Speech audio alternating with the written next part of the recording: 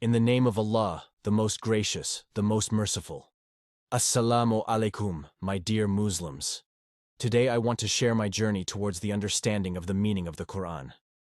I was once very disappointed, did not know what to do, what would be my future, and I was not sure of anything because things were not going as I planned them, so I was so insecure, but Allah had a different plan, and indeed Allah is the best of planners.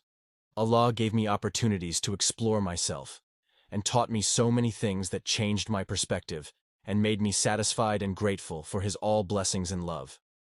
I'm very much grateful, and now I am fully satisfied with Allah's planning, as it is also mentioned in Surah Kahf. I'll make another video on it, insha'Allah.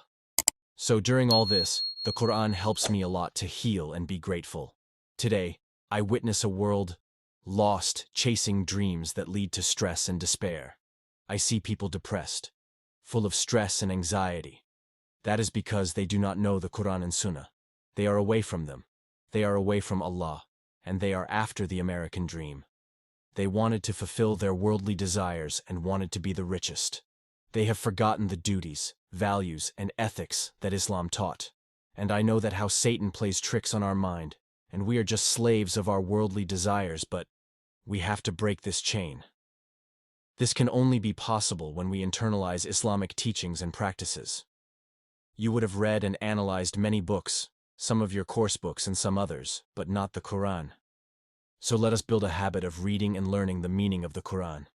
That is why I made this channel, to learn the true meaning of the Quran, Sunnah, and Islamic teachings together. I welcome you all on this journey, and I urge you to please read the Quran in your language, for better understanding and analysis, and let Allah speak with you. Join me on Reviving Islam Together, where we unravel the true teachings of the Quran and Sunnah.